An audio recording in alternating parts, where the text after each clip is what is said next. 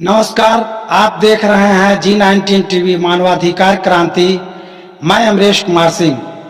इस वक्त पटना जिला अंतर्गत पटना सिटी के नजदीक बाजार समिति के परिसर में आए हुए हैं और इस बाजार समिति के परिसर में बिहार सरकार श्रम मंत्रालय के तरफ से और खास राष्ट्रीय महिला दिवस को लेकर के हमारे क्षेत्र के लोगों में श्रम से संबंधित जागरूकता, जानकारी और उसके लोगों को विशेष लाभ पहुंचाने के उद्देश्य से कार्यक्रम का आयोजन किया गया है। इस परिसर में आप देख सकते हैं कि यहाँ पे सैकड़ों की संख्या में जो आधी आबादी महिलाओं की है वो आई हुई है और यहाँ पर गण्यमान्य अतिथियों का आगमन हो रहा है। यहाँ पे अनुमंडल मजिस्ट्रेट जी के नेतृत्व में यहाँ पे जो कार्यक्रम किया जा रहा है, इसमें बिहार सरकार के प्रखंड से लेकर अनुमंडल तक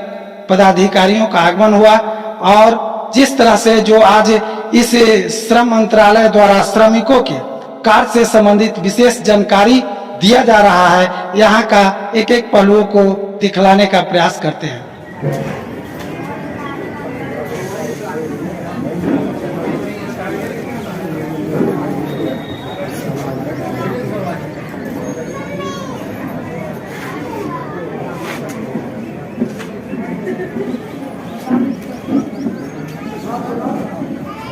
मजदूर बंधु है बाजार समिति के अंतर्गत आज इस कैंप में उपसरमायक महोदय पहुंच चुके हैं। अब हम लोग प्रारंभ करेंगे और हमारे बीच उपस्थित है उपसरमायक महोदय पटना प्रमंडल और उसके बाद श्रम अधीक्षक महोदय, यहाँ मैडम भी बैठी हुई है हमारे बीच। उसके बाद श्रम प्रवर्तन पदाधिकारी आस पड़ोस के जितने भी हैं सभी श्रम पदाधिकारी हमारे बीच उपस्थित है कार्यक्रम में और यहाँ पर सभी लोग ताली बजाएंगे। सर का स्वागत है, सर आए हुए हैं।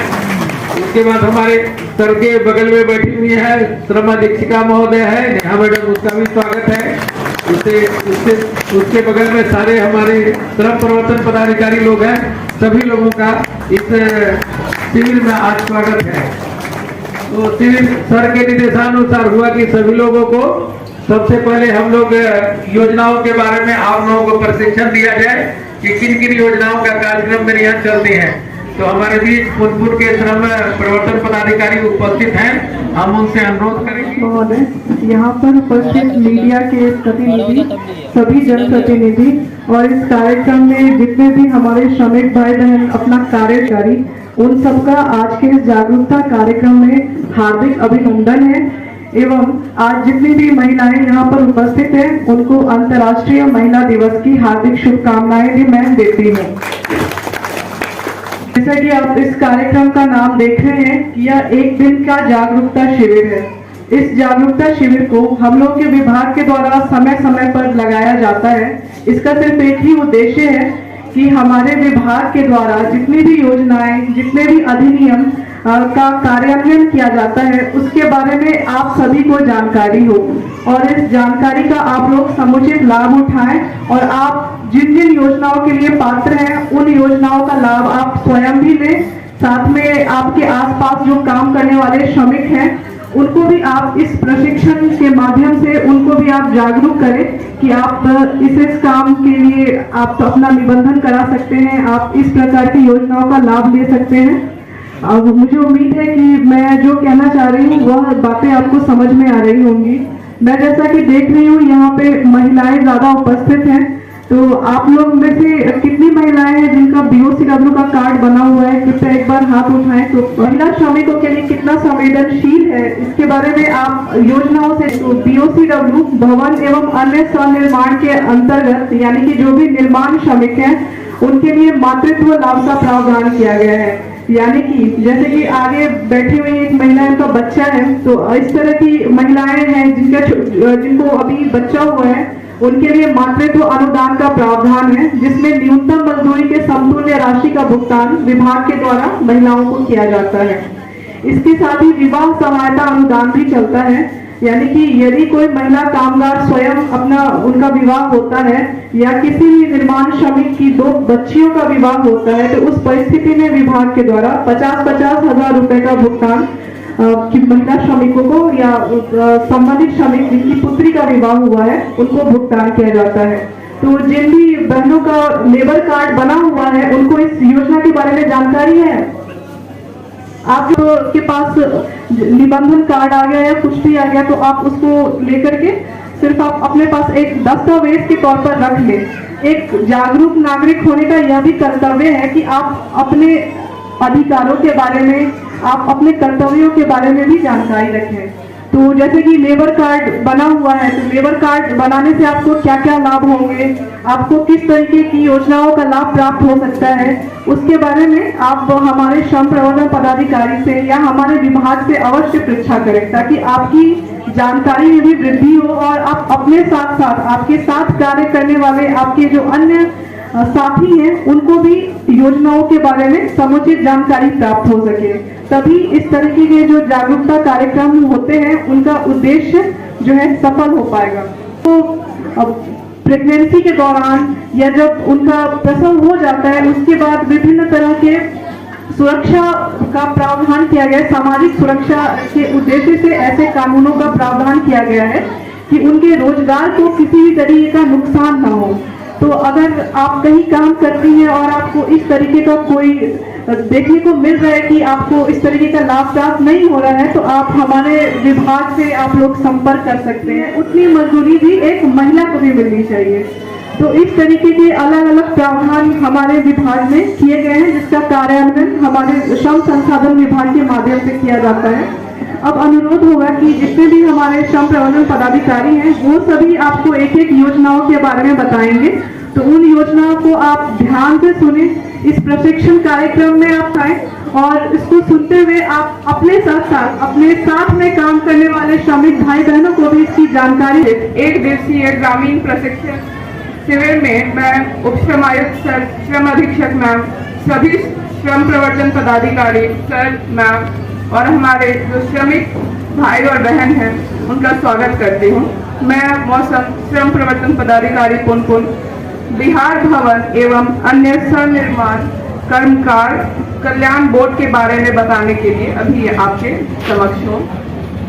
इसके तहत जो भी हमारे असंगठित क्षेत्र में श्रमिक काम करते हैं, जैसे कि महिलाएं हैं, पुरुष है, जो भी कंस्ट्रक्शन का काम कर रही थी, इनका लेबर कार्ड के लिए ये आवेदन करेंगे। लेबर कार्ड के आवेदन के लिए इन्हें इनका आधार कार्ड, बैंक डिटेल्स, फोटो ये सब लेके आप अपना लेबर कार्ड बनवाएंगे और इसका जो रजिस्ट्रेशन फीस है वो 50 रुपये है। तो इसके बाद जब आपका लेबर कार्ड बन जाता है तो आपको बहुत सारी योजनाओं का लाभ मिलने के लिए आप एलिजिबल हो जाती हैं। तो इसमें जो कुछ लाभ योजनाएं हैं जिनका लाभ आप उठा सकते हैं, उनमें मातृत्व लाभ इसमें होगा क्या कि जो जिन महिलाओं का लेबर कार्ड बना हुआ है उनके पहले 2 बच्चे के प्रसव के बाद उन्हें 90 दिन की मजदूरी का भुगतान मिलता है, एक हो गया। दूसरा होता है कि आपका विवाह योजना लाभ, इसके तहत जो भी लेबर हैं उनकी 2 पुत्रियां विवाह पे 50,000 रुपये का उन्हें राशि मिलती है। फिर नगद पुरस्कार है, जो भी लेबर है उनके बच्चे बच्चियां जब 10वीं 12वीं पास करते हैं तो उन्हें कुछ राशि जैसे 10,000 25,000 जैसा भी उन्हें मार्क्स स्कोर होता है वैसा मिलता है। मृत्यु लाभ है, अगर स्वाभाविक मृत्यु हो तो उसमें 2 लाख की मुआवजा राशि मिलती है, अगर दुर्घटना में हो तो 4 लाख। तो इसी तरह बहुत सारी योजनाएं हैं, टोटल 16 योजनाएं हैं जिसका लाभ आपको लेबर कार्ड बनने के बाद मिल सकता है। और एक पेंशन भी है जिसमें 1,000 प्रति माह पेंशन मिलता है 60 वर्ष होने के बाद। परंतु इसमें जब लेबर कार्ड हम बनाते हैं तो उसकी वैलिडिटी 5 वर्ष ही रहती है, तो उसको रिन्यू करना पड़ता है। तो यही सारी चीजें हैं BOCW। धन्यवाद अधिकारियों का। अच्छा, अभी आए हुए सब जितने भी हमारे श्रमिक हैं सभी का मैं स्वागत करती हूँ। मेरा नाम सीमा नाज है और मैं पालीगंज ब्लॉक में श्रम प्रवर्तन पदाधिकारी हूँ। मुझे आज आपको बिहार शताब्दी की जो योजनाएं चलती हैं उनके बारे में बताना है। जैसे बहुत सारे लोगों का जिनका लेबर कार्ड नहीं बना हुआ है, उनके लिए ये योजनाएं बिहार सरकार के द्वारा चलाई जाती है। उसमें आप ये कर सकते हैं कि जिसमें ये इसके बनाने के लिए जैसे आप ये है इनमें बहुत सारी योजना लाभ मिलता है। जैसे अगर आपकी दुर्घटना में मृत्यु हो जाती है तो उसमें 2 लाख का आपको अनुदान राशि मिलती है। उसके बाद अगर स्वाभाविक मृत्यु होती है तो उसके लिए आपको 50,000 का मिलता है। अगर आपकी डिसेबिलिटी अगर निकलता हो जाती है, अगर किसी तरह से आपके पैर है, हाथ है या किसी तरह की अगर प्रॉब्लम हो जाती है तो उसमें आपको उस तरह की अनुदान राशि मिलती है। उसके लिए आपको जैसे क्या क्या चीज़ें ज़रूरी होती है, क्या आप लेके आएंगे, उसके लिए पेपर जो होता है, तो आपकी अपनी जो ये है बहुत सारी जो पारिवारिक सूची वगैरह होती है सारे आपको प्राप्त मिलते हैं। उसके लिए फिर आपको वो राशि दी जाती है। उसके इसमें है कि जो बच्चे अभी पढ़ रहे हैं 11th-12th में, उनको भी ये अनुदान की राशि दी जाती है।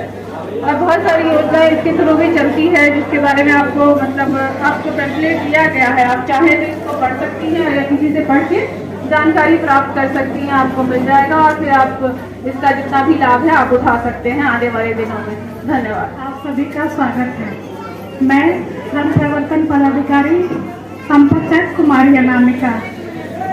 जैसा कि हम जानते हैं कि बिहार में श्रमिकों की स्थिति काफ़ी दयनीय है तथा इस दयनीय स्थिति को सुधार करने के लिए बिहार सरकार ने न्यूनतम मजदूरी अधिनियम 1948 बनाए हैं, जिसमें कि साल में 2 बार इस अधिनियम के अंतर्गत दरें बढ़ाई जाती हैं। पहला 1 अप्रैल को तथा दूसरा 1 अक्टूबर को। यहाँ न्यूनतम मजदूरी दरें में 4 तरह की जो 4 प्रकार की हमारा ये है कुशल, अर्धकुशल, अति कुशल तथा अकुशल। अकुशल के लिए हमारा दर है जो 412 रुपये है, अर्धकुशल के लिए 428 रुपये है और कुशल के लिए 521 रुपये है तथा अति कुशल के लिए 628 रुपये है। जैसा कि हम जानते हैं कि आप सभी श्रमिक काफ़ी मेहनत करते हैं हर जगह और उन्हें न्यूनतम मजदूरी भुगतान नहीं किया जाता है, जिस कारण उन्हें काफ़ी परेशानियां उठाई, जिसे मिनिमम वेज से कम दरें प्राप्त होती हैं। वे नियोजन भवन में आकर के अपनी शिकायत दर्ज कर सकते हैं, नहीं तो प्रखंड में श्रम प्रवर्तन पदाधिकारी के पास भी जाकर अपनी शिकायत बता सकते हैं, जिससे उन्हें जो भी श्रमिक की दरें हैं। हमारे विभाग से उपस्थित उप श्रमायुक्त महोदय, हमारी श्रम अधीक्षिका महोदया एवं सभी प्रेस बंधुओं और उपस्थित सभी श्रमिक बंधुओं का हार्दिक अभिनंदन एवं स्वागत है। सर्वप्रथम मैं आभार व्यक्त करती हूँ इन महिला श्रमिकों का जो बहुत ही धैर्य से इन बातों को सुन रही हैं। और मैंने ये ध्यान दिया कि पुरुष वर्ग के द्वारा थोड़ा सा कम ध्यान दिया जा रहा था, तो अभी मैं जो बात कह रही हूँ वो हम सब के बीच की बात है, आपकी भी है और आप महिला श्रमिकों की भी है। मैं आप सबको बाल श्रम के बारे में कुछ बातें बताना चाहती हूँ। उसके लिए हमारे विभाग के द्वारा क्या कार्य किए जाते हैं। जो बच्चे हैं वो सब आपका ही नहीं अपितु पूरे भारत का वो भविष्य है और हम सभी चाहेंगे कि हमारे बच्चे बड़े होकर हमारे देश का नाम आगे बढ़ाएं। आप लोग कृपया ध्यान दें, बात ना करें। आप लोग ध्यान का आप अच्छा विकास करें, तो उन बच्चों का विकास तभी संभव है जब आप उन्हें शिक्षा से जोड़ें। यदि बच्चे कहीं किसी दुकान, प्रतिष्ठान आदि में कार्य करते हैं जो 14 वर्ष से नीचे होते हैं या फिर वो एडोलसेंट जो खतरनाक कार्यों में नियोजित होते हैं, तो ऐसी स्थिति में बिहार सरकार और ये केंद्र सरकार का भी अधिनियम है, बिहार सरकार के द्वारा धावा दल का संचालन किया जाता है। हम child and adolescent labour act के तहत हम उन धावा दल का संचालन करते हुए अपने क्षेत्र अंतर्गत उन दुकानों और प्रतिष्ठानों से बच्चों को रेस्क्यू करते हैं, वहां से उन्हें विमुक्त कराते हैं और विमुक्ति के पश्चात उन्हें हम लोग CWC चाइल्ड वेलफेयर सेंटर में करते हैं।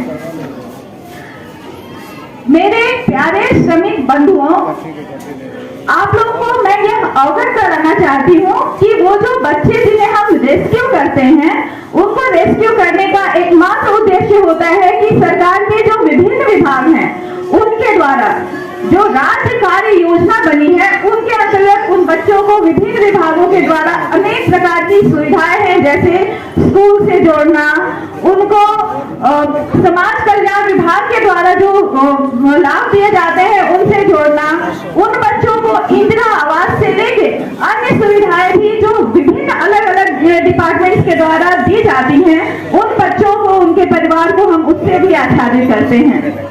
तो पहले तो हमारा यही नम्र निवेदन होगा कि अपने बच्चों को कार्य के लिए नहीं भेजें 18 वर्ष से पहले, और अगर कठिन परिस्थितियों से हजार्डस प्रोसेस में रह के अगर वो काम करेंगे, खतरनाक कार्यों में संलग्न रहेंगे, तो उनका पूरा सर्वांगीण विकास नहीं होगा, वो अपने भविष्य का अच्छा निर्माण नहीं कर पाएंगे। और मुझे नहीं लगता कि आप चाहेंगे कि आपके बच्चे भी आप ही की तरह कठिन श्रम करें। ठीक है, तो बच्चों को स्कूल भेजिए, और भी अन्य योजनाएं हैं, शताब्दी योजना के तहत छात्रवृत्ति योजना है, उससे जोड़िए और बच्चों को पढ़ने लिखने की ओर भी अग्रसर करिए। धन्यवाद। तो इस ऐप का एक उद्देश्य है कि बिहार से बाहर जो भी श्रमिक कार्य करते हैं उनका निबंधन किया जा सके, क्योंकि हम लोग के पास जो बिहार से बाहर काम करने के लिए कामगार जाते हैं उनका कोई डेटा संधारित नहीं है। इसीलिए जब भी कोई विषम परिस्थिति आती है तो उस समय में हमारे पास कोई एक सूत्र नहीं होता है जिसके माध्यम से हम उन तक पहुंच सके और उनको अपने विभाग के द्वारा संचालित योजनाओं से जोड़ सके। इसीलिए प्रवासी कामगार ऐप को लॉन्च किया गया है। इसके माध्यम से दो तरह के लॉगिन है। पहला है कि आप श्रम प्रवर्तन पदाधिकारी को संपर्क करके भी उस ऐप पे जो भी व्यक्ति बिहार से बाहर काम करने जाते हैं, मुझे इस बात से मैं अवगत हूँ कि ऐसे हमारे आज के इस कार्यक्रम में जो भी भाई बहन बैठे हुए हैं उनके संपर्क में ऐसे कोई व्यक्ति नहीं होंगे जो कि बिहार से बाहर काम करने नहीं जाते होंगे। हम सब के आसपास कोई ना कोई ऐसा परिवार होगा, ऐसे घर होंगे जहाँ पर बिहार से बाहर लोग काम करने जाते होंगे। तो यह ऐप उन लोगों के लिए बनाया गया है। इसीलिए आप सभी से अनुरोध होगा कि प्रवासी कामगार ऐप के बारे में आप उन सभी व्यक्तियों को बताएं ताकि वो अपना निबंधन कर सके। कार्यक्रम में मैं निवेश कुमार श्रम प्रवर्तन पदाधिकारी बने और 5 वर्ष में 25 लाख रुपये। इसलिए आप लोग सभी लोग अपना आयुष्मान कार्ड जिनका नहीं बना है CSC सेंटर पर जाकर और बनवाइए। प्रत्येक साल के लिए बच्चों को स्कूल भेजिए, बाल श्रम मत करवाइए। छोटे बच्चे जो हैं उनको काम नहीं करवाना, सभी लोग को बताना। धन्यवाद। संबोधित करें तत्पश्चात हम लोग अन्य कार्यक्रम। और इस अवेयरनेस कैंप जो है या शिविर जो आयोजित किया गया है, इसका मेन कहीं भी काम कर रहे हैं, कोई भी काम कर रहे हैं सरकार के रूप में, तो अपने अधिकार को जाने, काम कर रहे हैं तो आपका जो मेहनत हो रहा है उस मेहनत का मेहनताना मिलना चाहिए। या अभी आप करना अनलोडिंग करना, अगर कोई सामान आया या बोरा आया तो उस बोरे को उतारना है, जिसको अनलोडिंग हम लोग कहते हैं। और फिर अगर कहीं जाना है सामान तो बोरा को लोड करना है। तो ये काम आप कर रहे हैं, बहुत मेहनत का काम है। इसमें लोग वर्षों से लगे हुए हैं।